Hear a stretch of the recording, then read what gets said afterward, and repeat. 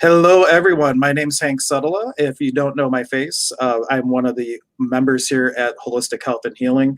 And one of the things I jokingly had an inspiration for this past Sunday was to start something called Stir Crazy Shamans, since we're all kind of indoors and kind of stuck, just to offer a little bit of um, just a little bit of content to hopefully brighten people's day and talk a little bit about shamanism. Sometimes it will be just me, or sometimes we're going to have people on, just like we have Casey here, who's one of my brothers on the path. I met him years ago, just in passing at Goddess Elite, and that was it for years. And then all of a sudden, reconnected with him just in time for our upcoming shaman apprenticeship program. And Casey is also going to be offering some meditation things virtually through the center. So I thought it would be a great opportunity to have him on, let everybody get to know him a little bit. And Casey, why don't you give a little bit of your background about how you got into this crazy world of shamanism? Thank you. Yeah, it was pretty amazing. It was a seemingly chance encounter, and a lot of synchronicities around meeting you years ago, leading up to me continuing my training. But I have been practicing various shamanic practices for over 10 years now. I in high school sort of went through one of those rebellious, like, atheist phases where I was, if you had any kind of spiritual belief whatsoever, I was going to argue with you and prove through science how you were wrong and how I was superior intellectually or whatever. So Spirit had other plans for me, and I just kind of had all those switches that we have as far as our ability to perceive energy, spirit, all that sort of very abruptly switched on. And the experiences I was having, like near-death experiences, out-of-body experiences, seeing energy and spirit, were so powerful and sudden that I didn't know what was going on. So it caused a lot of chaos for a while, but then I started to study. And one of the first things I came across was shamanism, and how a lot of people having this sort of powerful experiences I had were people who were called to the path of the shaman. And so I'm the kind of person where I'm very hands-on and direct experience based. So rather than spending hours and hours researching in the beginning, which I later did, I just decided to jump right into shamanic journeying and try it for myself. I found a little book that described the basics of how you can, start to journey. And I think I got like a quarter of the way through it, and I'm like, okay, I'm doing it. And so I started journeying. Yeah, this is over 10, 12 years ago. And my first journey was right off the bat pretty powerful, connected with one of my first guides. And I've been very fortunate to have the close tutelage of not only my spirit guides, but a lot of really powerful in-person human teachers as well. And people and spirits have come along at the exact right times in my life when I needed guidance, and just continued to push me down this path, the path of the healer, the shaman. So it's been a wonderful ride so far. One of the things that I really loved when I saw one of your online events recently, it was a whole shamanic journeying with the energy of frankincense, which I think is something that we'll be hosting soon. And it resonated a lot with me because in the Karo tradition, the tradition that I initially learned, they don't believe in plant medicine at all. They believe it's actually something you don't need, and that it's all about the frequency of the plant or the frequency of what you're working with, and kind of falling into that tone of the plant or that vibration of the plant that you're working with. And it resonated a lot because you were offering this journey class to people without the need of any mind altering or anything like that. So could you speak a little bit about how you create that space of being able to enter into that frequency of whatever you're working with to have that experience? Absolutely. So whenever I interact with a particular plant medicine, the first time I'm working with it, I do like to have some physical form of the substance, but that does not mean that I need to actually ingest it. So one way I really like to work with certain plants is through essential oils, and I would typically either put some on my pulse points or just inhale the scent, somehow connect physically with it. But then it's a matter of, again, just tuning to the frequency of the spirit of that plant. And what I do is enter into that trance-like state, that it's a focused, relaxed state of mind that we use to do this kind of work. And then I call on the spirit of that plant to enter into my space, my energy field, my body, and work with me and teach me. And after calling on the spirit of that plant to work with my body and my energy, it's a matter of just sort of quieting the mind and then allowing spirit to respond. And often it responds in very dynamic ways for me. I traveled to other worlds with these plant teachers, and they have some powerful lessons in healing for me. So that's sort of what I was the goal of the workshop, the shamanic plant medicine series, is to teach people how to work with plant medicine in a way where we are interacting with the spirit and the energy of the plant, which I believe is where the real medicine and power lies, instead of just this sort of, pop a pill, take some essential oil, whatever you do, drink some tea and then run out the door. I don't think that's the right way to interact with plant medicine. Right, and it's also when I first started getting some of the things that I work with, before I would even attempt to have an experience with it, I would let it sit on my altar, and I would just kind of introduce myself energetically to the plant. And in the tradition that we practice, the Q'ero tradition of the Peru, the Paqo tradition, basically the way to do that is you take whatever it is that you want to introduce yourself to. This is just a little crystal that I'll use for demonstration purposes, and you would hold it by your navel and just have the intention to let your physical body come into resonance with it. You would hold it at the heart with the intention of your moon night, which is a combination of your will and love, to come into resonance with it by the head. And then when you bring it down to your lips, you introduce yourself by saying no Kenny, William Henry Setala, Ayu Apakuna Manta, Pittsburgh, Pennsylvania, where you're basically saying, this is who I am, this is where I come from, because we believe in the Q'ero tradition anyway, that the feminine and masculine nature spirit of your birthplace holds the blueprint for the perfect you. So you're basically, in a way, saying, this is who I am, and here's where you find my blueprint of who I really am, who I'm aspiring to be. And through this process, like, you do the sacred high wild, which is a baby's breath of intention, and just breathe it into the leaves or whatever it is that you're working with, and it's your way of energetically introducing yourself to the plant. And then there's other ways where we call the plant into us. So it's I want to offer you something from what I've learned of how to introduce yourself and start connecting with plants like that. Absolutely. I love it. And this is why I'm really excited to do the apprenticeship, is so much of my experience, be it working with plants or shamanic journeying or whatever I'm working with, has been taught by the spirits. And so I haven't learned a lot of the ritualistic side, the way that at least the traditional ways of interacting with plant spirits. So I'm really excited to learn more about that. And I find all this stuff so beautiful. I think that we don't need any particular specific ritual. I think that's an important thing to sort of, it's not about the specific of doing it this certain way and following step by step. However, I do really think that using ancient practices like you're describing can be a really powerful way to prepare the space for you mentally and spiritually, and also whatever medicine you're working with, be that a plant or a spirit or Absolutely. In the Ultimate Side Path, they say that the whole goal is to get the student to really do everything from their heart. Yeah. And Zane will tell this story about how one of the Paqos did a despacho, and he told the student, okay, now do it how I did it. Right. So the student tries to do it exactly, and the teacher comes up and just knocks everything off the rock that they were working on, and goes, no, I told you, do it how I do it.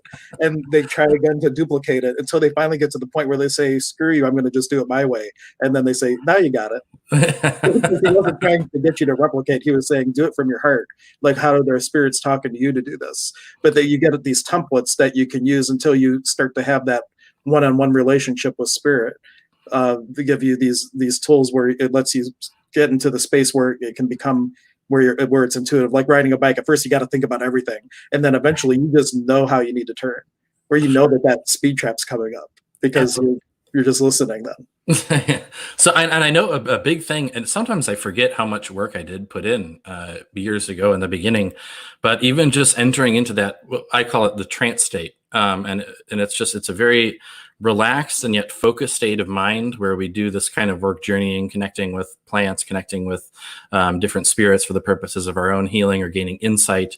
We work from that trance state. And like you said, you train and you practice over and over and over again to the point where it's just second nature. Like when I'm getting ready to journey or do any kind of shamanic work, I lay down or sit down and I can enter that state and I'm there. I'm off traveling, but I sometimes forget how much work in the beginning it took to just be able to train myself to lower the brainwave frequency to get into that state, and so yeah, it's very helpful to have techniques and ritual in order to help ourselves get there in the beginning, especially. And we also have science to help with that. So one of the things that people don't know, I go by the name Sonic Shaman because I have hundreds of tuning forks.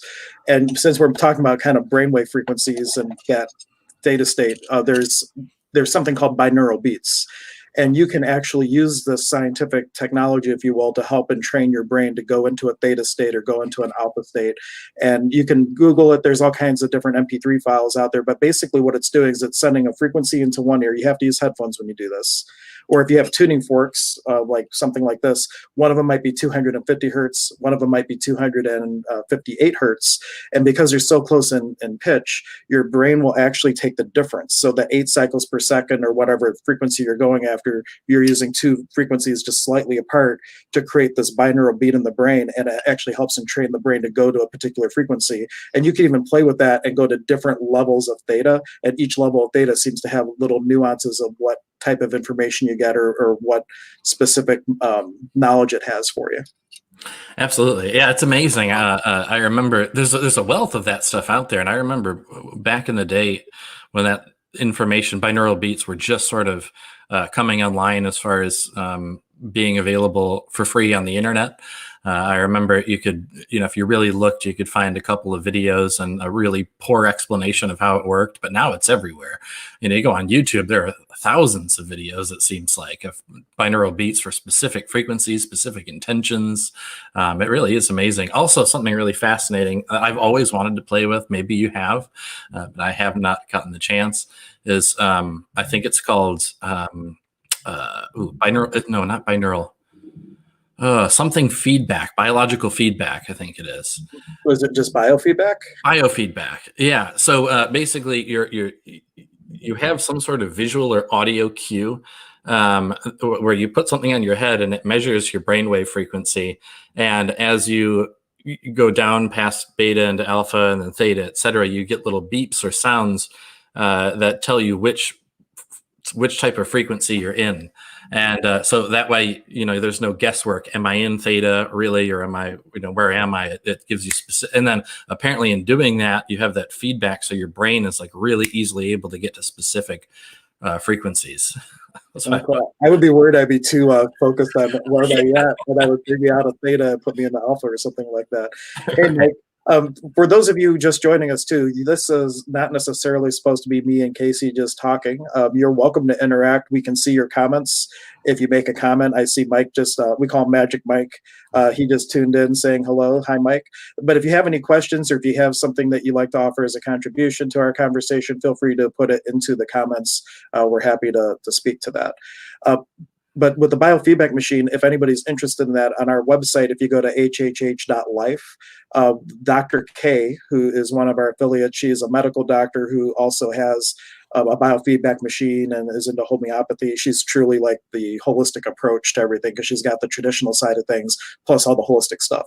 But she actually has one of those machines, and you can call her for a consultation and see what all that would be involved, what would be involved with she doesn't use it for just that intention. She can hook that up and like see the deficiencies in the body, what would be the greatest contribution to you. So those machines are great. It goes way beyond just brain waves.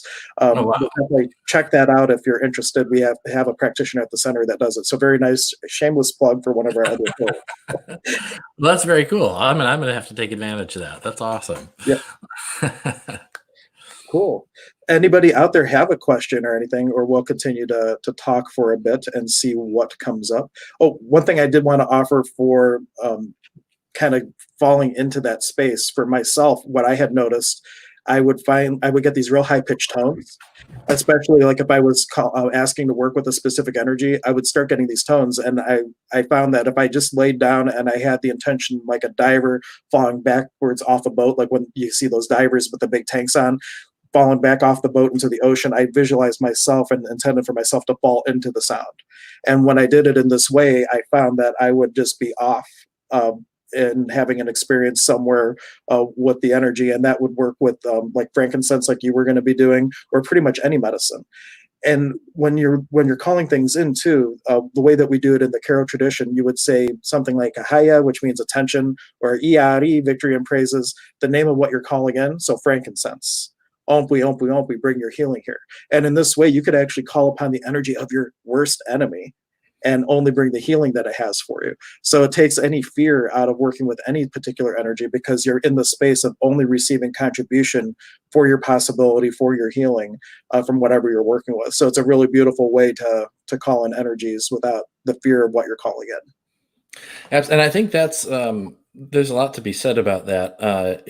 There are certain really powerful plant medicines that people work with, and just on the topic of plant medicine, that a lot of people are very intimidated by. And I think they don't realize that, you don't have to physically consume that plant by just inviting the spirit of that into your space. Like you said, you can walk with that spirit ally and have just as powerful an experience as you can ingesting it. But like you said, you're able to, I think, more easily filter out the aspects of that plant that you don't want to interact with. And do we have someone? Okay. No. Oh, There was someone outside going through a door, but I didn't think it was that loud. But so again, I really, so I'm going a little bit off topic, but well, there is no topic, so you're fine. So to speak a little bit on the importance and how powerful it is to connect with the spirit of a particular medicine, as opposed to just consuming it and not really mindfully connecting with its energy. There's a really wonderful and fascinating plant medicine called ceremonial cacao that I've worked with. And I think most people are familiar with cacao as the ingredient we use to make chocolate. And ceremonial cacao is, it's essentially the same plant, but it's the heirloom cacao as it grew out of the earth and hasn't been bred over the years to be resistant to parasites. So it's higher in certain beneficial constituents. And also it's the completely raw form of that plant where they haven't processed it to remove the fat from the beans. And the process of doing that destroys, again, all these beneficial constituents.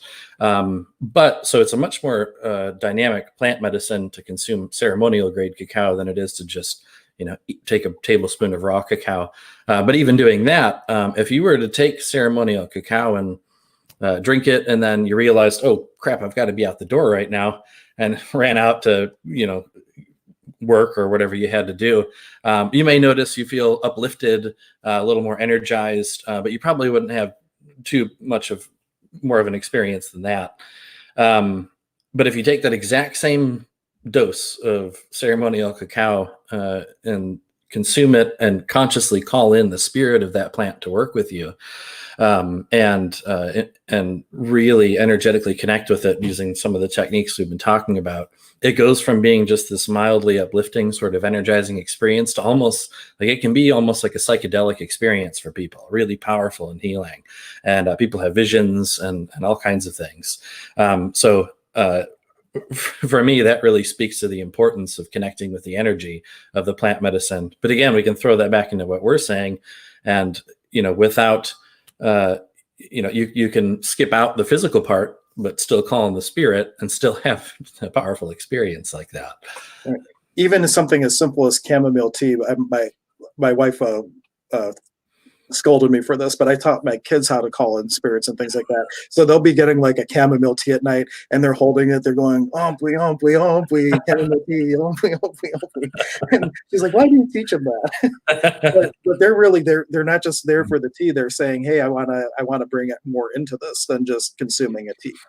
And it really makes a difference, even if it's something as simple as your nighttime before bed tea, or if it's your morning coffee. Why not take a moment and call that in?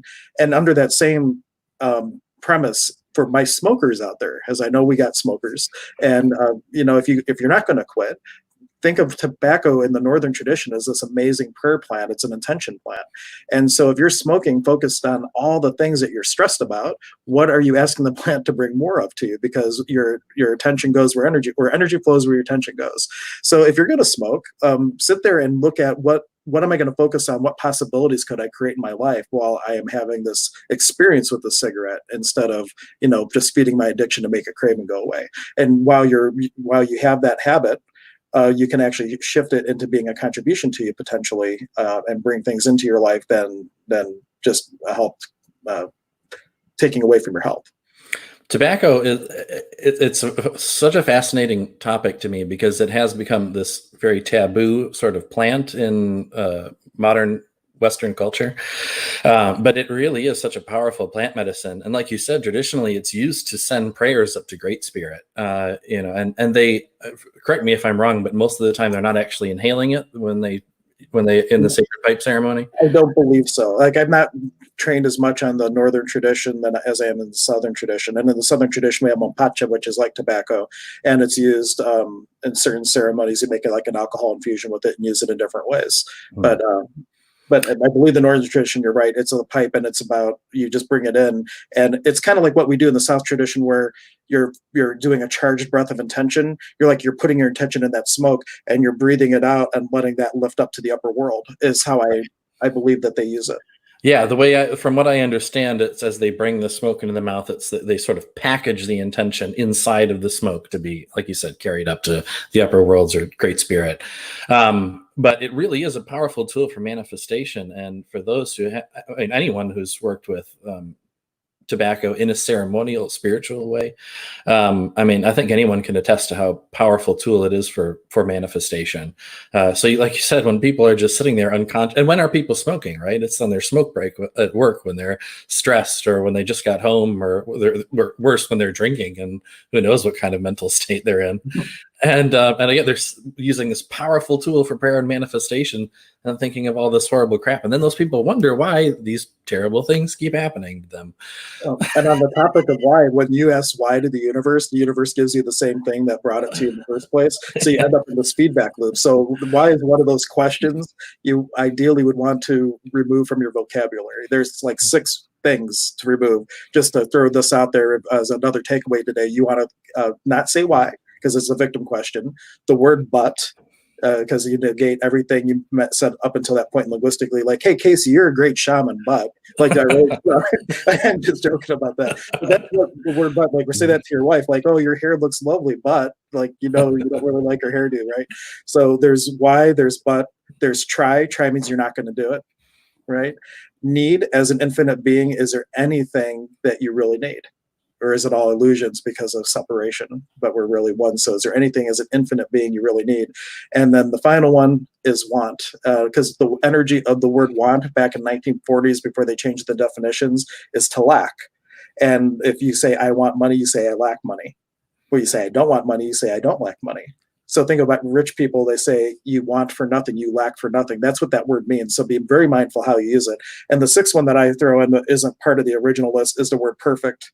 Because if you decide and conclude and define something as perfect, if it turns out not being perfect, then you either have to make yourself wrong for being wrong, or you ignore all the things that aren't perfect and stay in relationships and situations far longer than you typically should. I think also with the word perfect, you're putting a cap, right? So you've gotten there, and okay, yeah. now it's perfect. So it's never going to get any better than that, right? So. That's a whole nother thing for perfect. I usually use it as the opposite way, but great. Like, so if you say this is as good as it gets, now you're saying to the universe, I'm not willing to receive more because this is it. I'm good. Right. But you always say, how does it get any better than this? What else is possible? And the universe is happy to show you how it gets better. So whether you just stubbed your toe or you just won the lottery, how does it get any better than this, universe? And the universe says, here you go. This is how it gets better. And that exact type of question that you just brought up, how can it get any better than this, is really powerful for retraining your subconscious mind. The subconscious, when it comes to manifestation, is where all the power is. You know, the conscious mind can only do so much. The subconscious is really what is doing far more work in the background than most people are aware of. So one way, the subconscious mind doesn't really want us to sort of break out of our current paradigms. It's trying to protect us and keep us from thinking the way that we are. So for example, if a person has a particular idea of like what they're worthy of financially, a lot of people don't feel like they're worth $1 million, for example. They're only worth $10 an hour. The subconscious mind, again, regardless of whether or not consciously you think that's a good idea, the subconscious is just trying to protect that current paradigm. So if you ask some of those questions, like, what will I do when I have all of this extra money? And an open-ended question like that, then the subconscious is forced to look for an answer, right? Because the subconscious can't filter out questions. Any question that is given to the subconscious mind, it'll work to find an answer. But if you ask a specific one, like, something like, I'm having trouble thinking of a specific question now. Okay, Well, the question's easy, actually. The question you always ask is, what energy could I be? Because beingness precedes doingness. So if you go to ask, what am I going to do with all the money I'm going to have, you're getting to the end point of expressing your beingness through doing. But the question is, what energy could I be? And anything that doesn't allow me to be that, let me have it in my awareness so I can change it. And that's really that question can roll for pretty much anything you want to actualize in your life, not manifest. Actualization is that something shows up. Manifestation is how it shows up. And if we are too focused on the how, sometimes we handcuff the universe out of the million ways it could have given it to us. We're all bent out of shape if we only can receive it one way, and then it takes a lot longer for the universe to bring it to us. Absolutely. Oh, and I think this is a cool little segue into shamanic journeying. Talking about so I could talk about manifestation all day, but when we are working with manifestation using the conscious mind, like we said, it has a certain amount of power, but the subconscious is where all of that power lies. So again, if say whatever you're trying to manifest is a new car or something, you can sit there and think all day about what it's going to feel like to be in that new car, etc. But if you're doing so from this sort of everyday, ordinary consciousness, and working from the same mindset that you typically act from, there's going to be a lot of resistance from the subconscious mind to try and manifest that, because we have all these subconscious beliefs of, oh, I'm not worthy. How is that going to happen? Blah, blah, blah. Again, these questions we shouldn't be asking. And in shamanic journeying, a lot of the time what we're trying to manifest is healing, right? So we're trying to heal some aspect of ourself or others. So what we do is, by entering into that trance state and then exiting normal reality, traveling through the realms of spirit, we're able to interact directly with those infinite realms, the realms of infinite possibility, where everything that could possibly be already exists in some way. And so if we're trying to manifest some kind of healing, we could go and ask spirit directly, the universe, the subconscious, all of those things at once directly, and we can interact and play with that world in a completely dynamic way. Whereas if we're just asking the question to ourselves of how can I heal, or whatever, what energy can I allow to heal this particular ailment, we may sit and the subconscious mind is going to work. Well, how much more dynamic is it to be in those realms and experiencing a 3-dimensional, 4-dimensional world that's responding to you in a very real and alive way? And so really dynamic work happens in that space. Mm-hmm. I love it.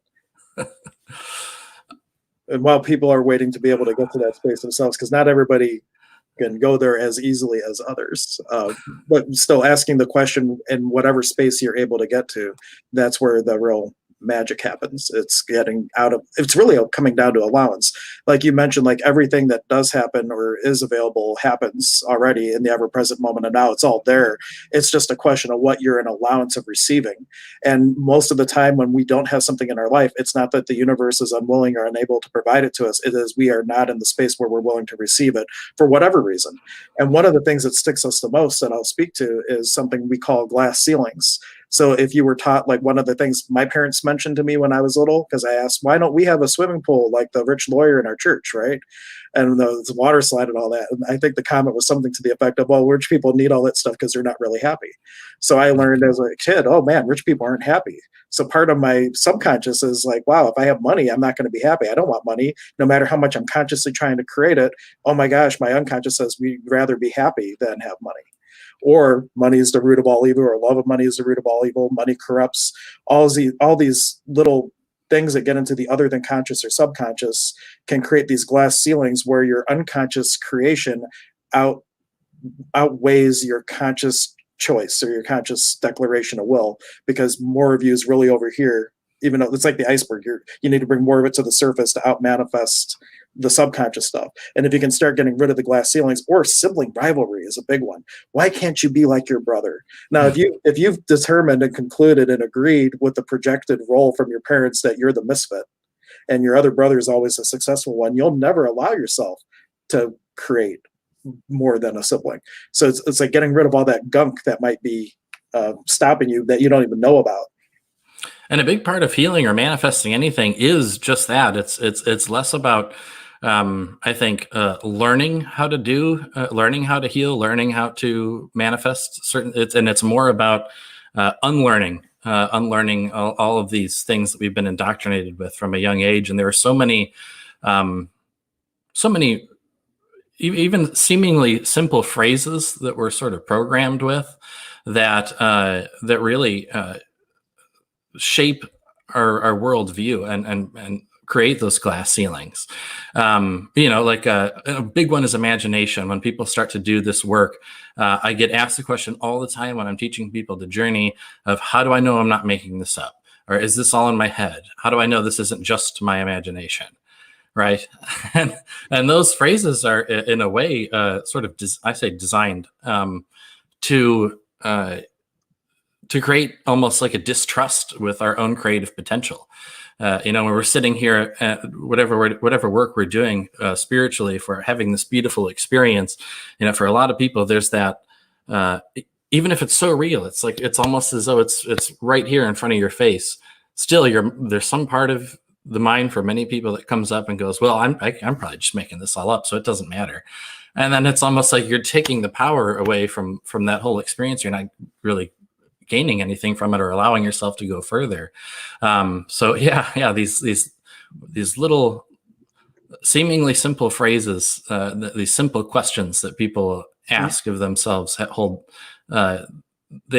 more power than people realize. But when we recognize that they do hold that power, then that gives us the power to consciously try and work to get over that.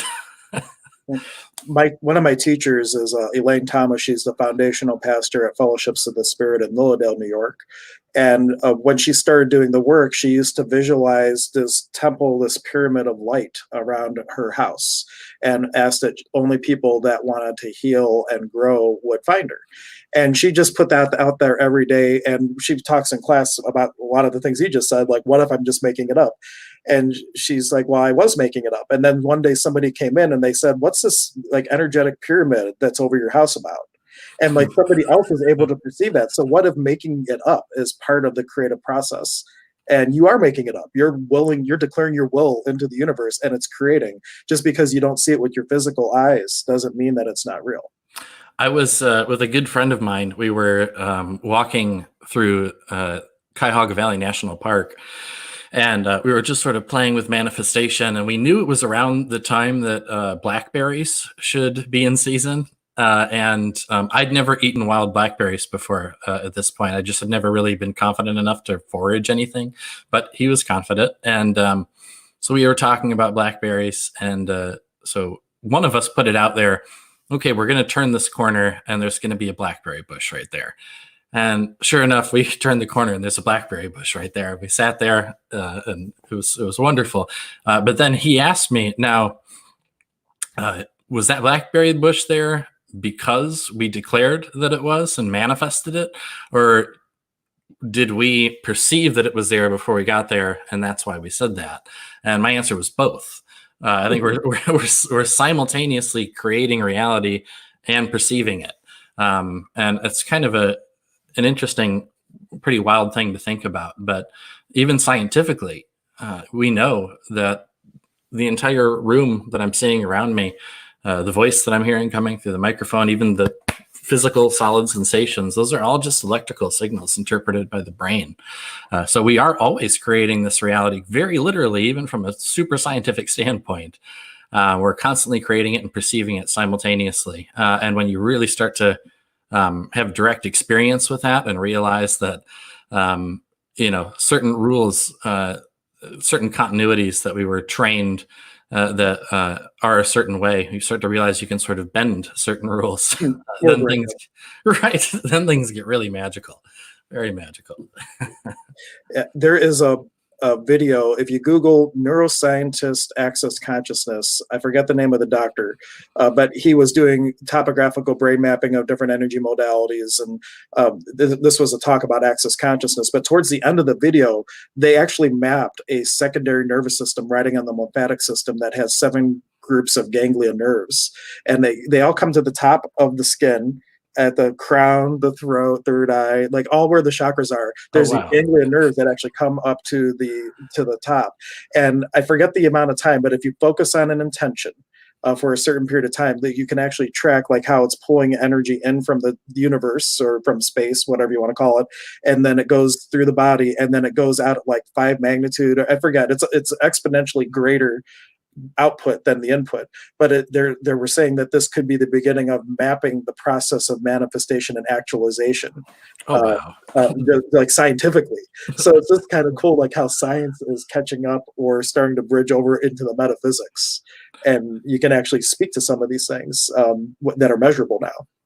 It's amazing. And I know I've seen video, they have cameras that, correct me if I'm wrong, but I believe I've seen footage of cameras that are able to perceive or translate the energy around a human body into like actual colors that we can see on a screen. So in essence, through a physical video camera, they are able to show a person's aura, which I think is pretty incredible.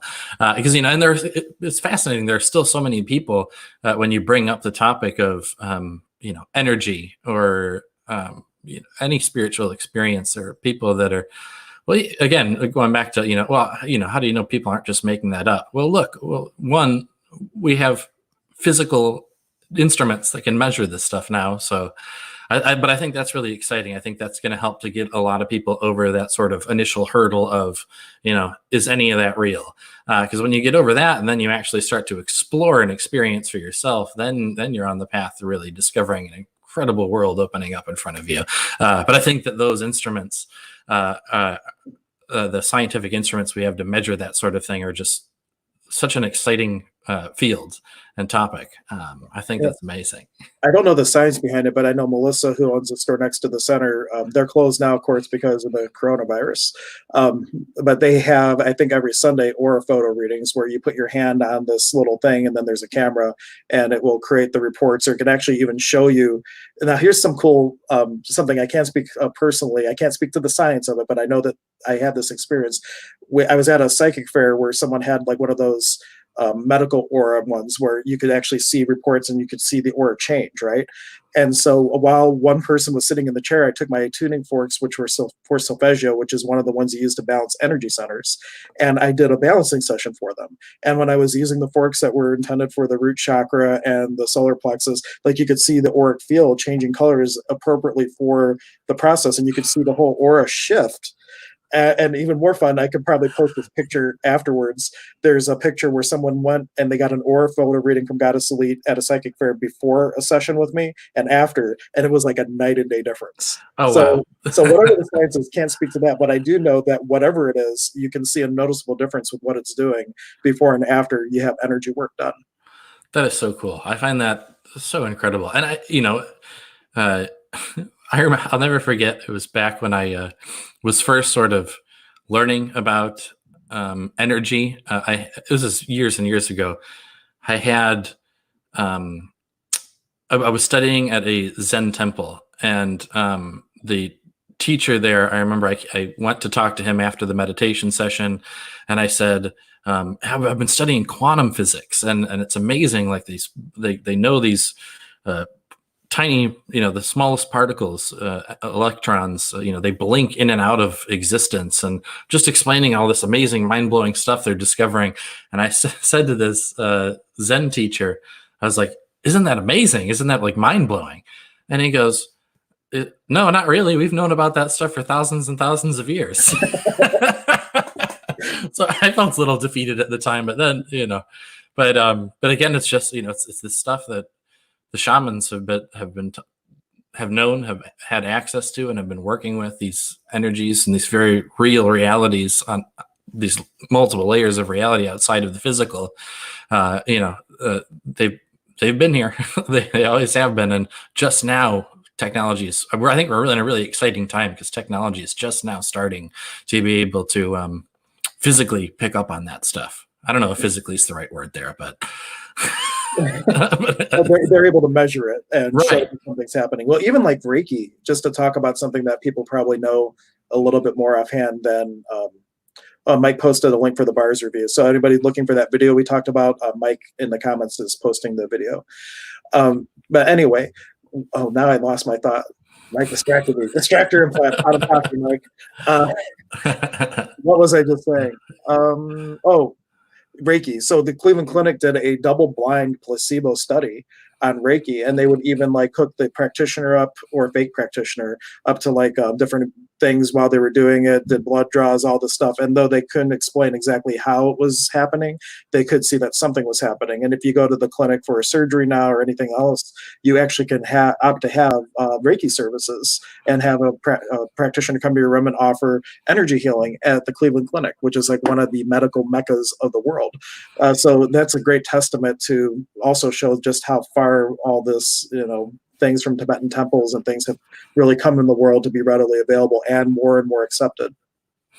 Yeah, it's very cool. And I actually have a friend who works for, they have now at different locations for the Cleveland Clinic. They're like holistic health centers where they almost entirely focus on alternative healing modalities. So not just Reiki, but they bring people in that do, that teach yoga, do various forms of meditation, different energy healing modalities like pranic healing, shamanic healing, and I think that stuff is all starting to be covered by insurance, which is something that I think is really important because there are so many people who I think are interested in alternative healing and exploring energy healing, shamanic healing, all of this stuff, but they have good insurance that'll pay for them to just take a pill. So, they're not willing to sort of step out of that comfort zone to make the commitment. So I think now that we've got these centers and like you said, even in hospitals, them offering as a part of their services, Reiki, various forms of healing, meditation, I think that is going to really start to shift the public perception because more people who I think wouldn't have sought out these modalities are going to start to open up to it and experience the results. And then I think the word is, if it hasn't already, which I think it is really going to start to spread like wildfire, that all this stuff is out there and it's powerful. And it's going to go viral. Maybe not the best terminology right now. But yeah, absolutely. But it's exciting times. I really think we're, we are in this, that sort of mass awakening or ascension that people always seem to bring up. I think we're in, a very exciting point in history. I think we're going to start to see at a very rapid rate people waking up all over the planet to the possibilities of spirit and just really rediscovering the ancient truths. I think this is like a crucial point. And one reason I think for that is when we are with our everyday lives and going through the hustle and bustle, we are an autopilot. And you're not even the one brushing your teeth. The little robot's doing it for you. And as we take a complete step back from our quote unquote normal lives, it gives us opportunity to just sit, you, yourself, and your soul, and just see what comes up. So if you're at home doing, your social distancing and quarantining and all that, don't just turn the TV on. Like, do what you're doing now. Hopefully, watch things like this. just sit with yourself and just ask, what are the possibilities with the situation? What could I use? How could I allow myself to grow and become more from the situation that's currently in the world, and see what happens? When you ask a question like that, it's like boom, and the whole world can unfold around you, in my opinion. Yeah, no, absolutely. And I think what you said, this whole busy mindset that people have of, I think it was someone, it was grandma at the Spirit Lodge, brought up how, she lives in an apartment complex and she has all these neighbors who she knows by name, but anytime they're passing in the hall, some people like almost don't want to give each other the time of day. We're so focused on do this, get to the next thing. Not only are we not connecting with each other, but I don't think we're connecting with ourselves. No one questions anything. So this sort of mass quarantine that's happening on the planet is sort of like the universe putting us in timeout in a positive way, so we can reflect. And if you watch, there's videos on Venice, like dolphins in the waterways. It's just amazing how much the world has already come back a little bit, just with partially pushing the pause button, people not driving around as much, and businesses and manufacturing shut down. Like the pollution in China is completely different in just a couple of days.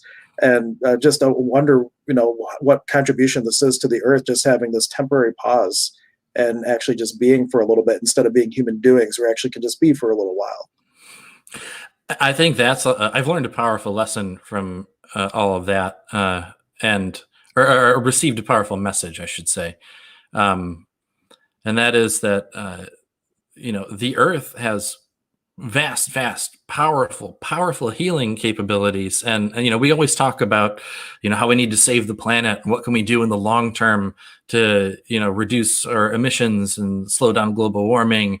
And, it seems to be this monumental task that's just so big that, like, unless the world leaders decide this is happening, then the earth is never, we're doomed or whatever. But it's like you said, you give the earth a day. You just chill out for a day, and it very quickly starts to heal itself. But I think another message that we get from that is we can turn to the earth for our own healing. And that same powerful healing capability that is present in the earth is present within us. If when you get a cut on your hand, if you just leave it alone, the cut seals and it'll completely heal itself. And so, just taking time to be, we can heal just about anything: physical, emotional, mental, spiritual. But it's taking that time to be with it. That's what's really important. One thing with healing too that's just popping up, sometimes people start to identify with whatever is the matter with them, and we call one term for this is called secondary gains. And I had one lady who I asked her, what do you love about your lupus? And she's like, I don't love anything about my lupus. And she was like all anti the question at first, but then she thought about it. She's like, you know what, every time I don't want to do something, I blame it on the lupus. And I said, well, maybe you could just say no, and you don't need to have lupus.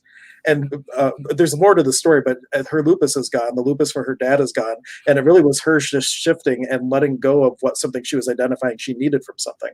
So like healing is really dynamic. Different people get to where they are different ways, and different things help to free you up and help you to move forward. And also realizing healing is not always a cure. Healing is sometimes just a change of perception. Darlene DeStefano, who was the other author of the book I authored, she would say that HEAL is an acronym, helping everyone appreciate life. And just if you have that ability to just shift their point of view just a little bit and increase that life quality, that's really what it's about. And sometimes it's a miracle, and sometimes it's just a subtle little shift in their point of view. Absolutely. And just like you said, a shift in perception can really it changes everything, but it's seemingly doesn't change anything at first. It can be so simple, and I think a big one is just stepping out of that constant thought stream, right? And that identification we have with the mind. And I think that the reason we get so easily pulled along these, I ask people sometimes who stress out about all these really horrible things, and they find themselves thinking about, why this relationship was, so horrible from 5 years ago. And I asked them, well, what are you gaining from thinking about that and contemplating right now? Is that really helping you? And for a lot of people, if you ask them, they can identify. It may start with something really simple. You're walking, in the grocery store or something, and someone passing by, does something, says something, and you just have a simple thought of like, wow, that was annoying.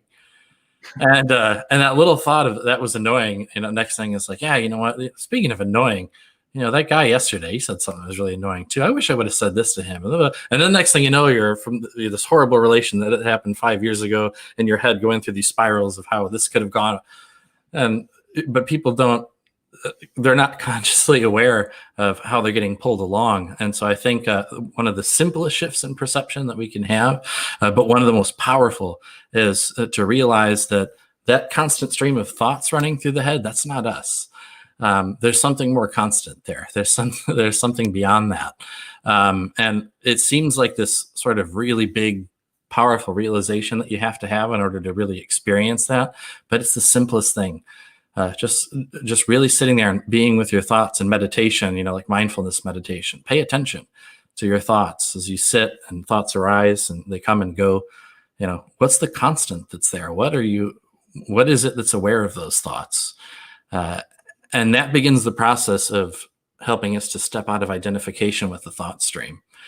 And that's a really powerful thing. And, at first it's such a simple shift. It's like nothing really changed. But at the same time, we've put ourselves in a position to, instead of being pulled along wherever the mind wants to take us, now we can use the mind as a tool for creation of whatever we want, healing, manifestation of anything. But we have to step out of identification with it in order to use it as a tool consciously, or else it's just using us. And speaking a little bit to your example where the guy annoys you in the supermarket and the next day you're beating yourself up, we have this tendency to judge ourselves based on current data. Like we judge past actions based on current data.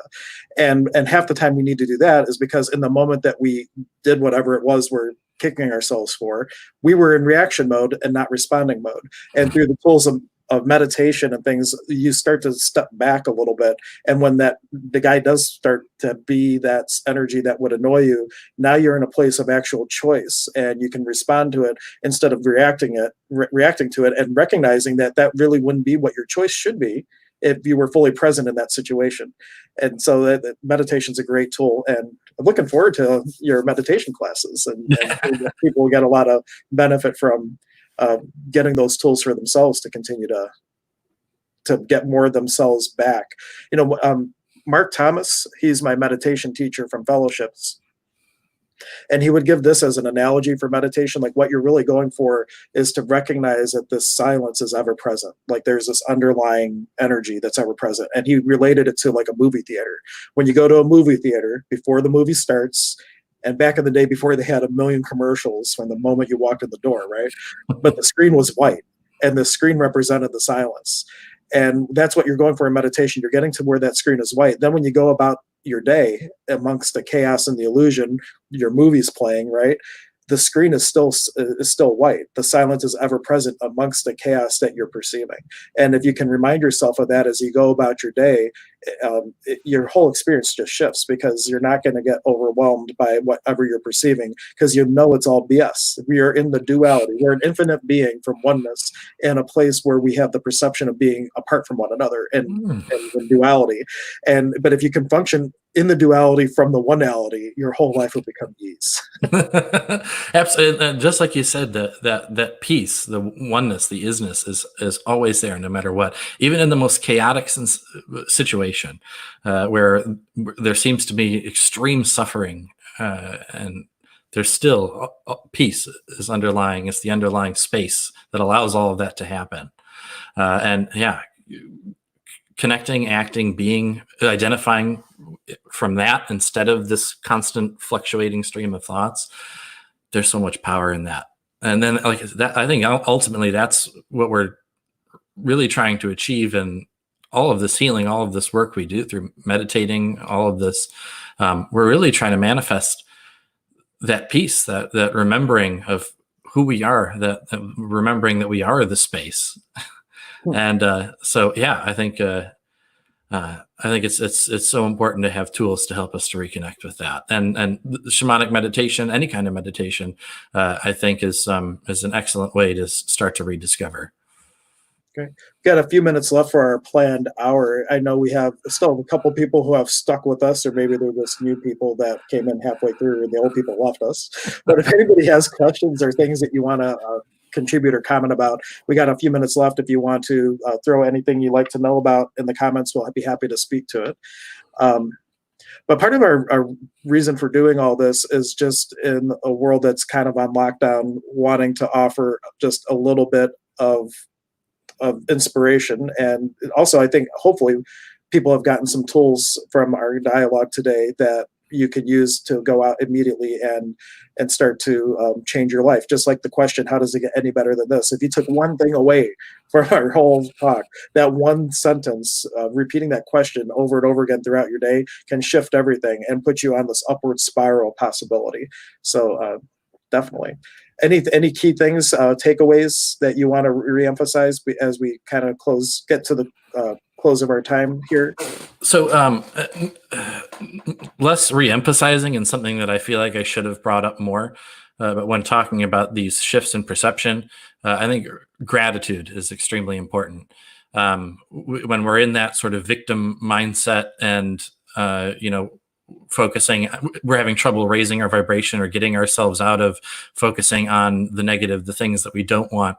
Gratitude is such a powerful tool to shift your perception and bring you into a higher vibrational state. Even if it's something really simple you're grateful for in the moment. I'm sitting here at whatever, you're having a cup of tea. Thank you for this cup of tea.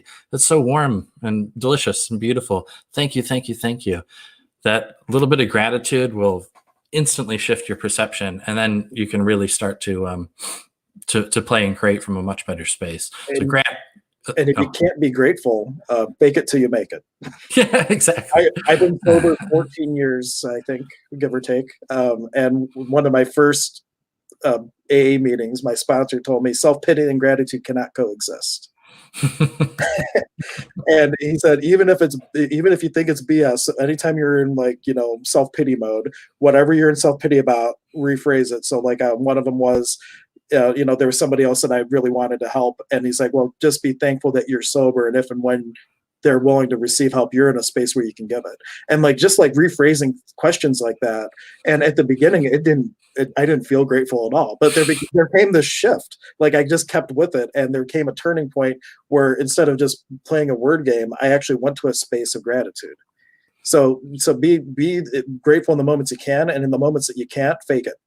And eventually you shift and you will actually be grateful for, even when your son breaks your favorite flute and smashed it on the floor and be like, oh no, even for those moments, you'd be like, well, I'm grateful that he reminds me that, nothing's permanent.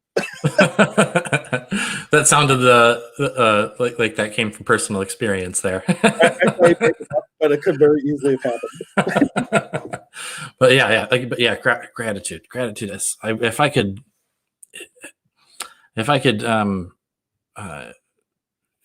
if there was one thing I wish that everyone would focus more on, especially in these days when there's so much fear and so much focus on things like scarcity and uncertainty, just gratitude. Be thankful. That'll get you out of all of this. And you shift your perception. You focus on gratitude, and the whole world will start to change around you. Just change the within, and the without will follow suit. Brings up a prayer that or you can call it an intention, call it a prayer, but it would be a great note to kind of wind down on. It's a prayer called the Set Aside Prayer. Have you ever heard of it? I haven't, no. Okay, so it starts with all gratitude, and this was used back. I heard it in the Back to Basics workshop, but anyway, you start with, "I give thanks, dear Lord, God, Source, Infinite Spirit," whatever you want to pray to. You pray the sweet baby Jesus, whoever it is, but you're gonna say, "Infinite Spirit, God, Mother, Father, God, we give thanks for the food in our stomachs, the clothing on our backs, the shelter over our heads, and the air in our lungs. And we ask that you help us set aside everything that we think we know about religion, about politics, about healing, about health, about viruses, about everything you want to put in there so that we can have an open mind and experience the truth. That's beautiful. I love it. A lot of times we are basing our things on past data, and the things that we have points of view on might be something that our parents stuck us with or friends stuck us with, and it's not even really truly our point of view. We just bought it. And if we can set all that stuff on the shelf for just a moment, we might just have our own spiritual experience and come to our own knowing. And that's what it's really about. Don't take our word for any of this. Go and sit with it and come to your own realization, because if you align and agree with us, you're just as stuck as if you rejected everything we said. Because you're taking something in definition and conclusion. I'm talking with my hands and they're below the computer, so no one can even see it. But they say that good points of view stick you more than bad points of view, because you're settling. And if you say, oh yeah, this is it, this is all I'm going to do, and you don't pause for a moment and have your own question and dialogue with spirit, what would create the greatest change and possibility in my life, and come to your own awareness, you're just as stuck as someone that says those guys are full of shit. Absolutely. Yeah. And direct experience, that's what shamanism is really about. The difference between this and religion or science or or whatever you have, is that we encourage direct experience. So through these shamanic meditations, I'm encouraging people to directly communicate with spirit for their own healing. I'm not telling people what kind of experience they're going to have and trying to force my own way of healing onto someone. It's, you go there and find out yourself. And I think really direct experience is the only way to grow and to really discover our own healing, our own true path. So yeah. And true paths, by the way, are never one that you're following. It's the one that you're trailblazing, because no one's walking before you. Absolutely. I love that. That's a great phrase. Yeah. So I want to thank everybody for tuning in and hanging in there for the whole hour, or coming and going. Or if you're catching this on the replay, thank you so much for taking your time to spend with us here. And I will be posting a link. We don't have Casey's registration link up yet on our website, but it will be at hhh.life. And you can, he's going to be doing meditations starting next Tuesday, Thursday, and Sunday. Just doing little guided meditations. Well, I don't even want to say guided. I don't know that they're guided. He's going to be doing meditations, and whatever's going to create the greatest possibility in that hour that he's going to be working with you, that's what he's going to do, I'm sure. And every day might be different. Yeah, and they're sort of adaptation of a style of journeying. Obviously, since we're doing it in a sort of group setting, they are more of a guided meditation, but they are based on my experiences with shamanic journeying. So it's kind of a journey guided meditation hybrid, but they tend to be really powerful for people. So I encourage anyone who feels called to join. It'll be a great time. And if you like this, I think we'll be doing this again. I think you had fun. I had fun. Absolutely. It was a great time. I'm going to be doing it every day. I don't know if it's always going to be at noon. I just we picked it and then we ran with it, but it might be at different times a day. If in the comments a different time would work, hey, let us know. Maybe we'll try to be on when more people can receive. And the great thing is this is all archived on the HHH Facebook page and our YouTube channel. So if you want someone to have the opportunity to watch what you watched, please share it. They can go back. It's going to be there. It's there for all of eternity. And thank you everyone for watching and giving us your attention and energy. Thank you so much. Yep. Thank y'all. And we'll see you maybe tomorrow. Yes.